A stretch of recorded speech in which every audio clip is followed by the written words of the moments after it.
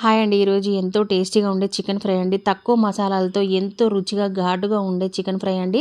ముందుగా ప్యాన్లో సరిపడా ఆయిల్ వేసేసుకొని మీడియం సైజ్ ఆనియన్ ఒక 2 కొద్దిగా కరివేపాకు వేసేసుకొని కాస్త మగ్గించుకోవాలి. ఆనియన్ కాస్త మెత్తబడిన తర్వాత 1 స్పూన్ అల్లం వెల్లుల్లి పేస్ట్, పావు టీ స్పూన్ పసుపు వేసేసుకొని పచ్చివాసన పోయేలాగా ఫ్రై చేసుకున్న తర్వాత హాఫ్ కేజీ చికెన్ వేసేసుకొని మొత్తం అంతా ఒకసారి కలిపేసుకొని ఇందులోనే సరిపడా సాల్ట్ వేసేసుకొని మళ్ళీ ఒకసారి కలిపేసుకొని మూత పెట్టేసుకొని 10 నిమిషాల పాటు ఉడికించుకోవాలి.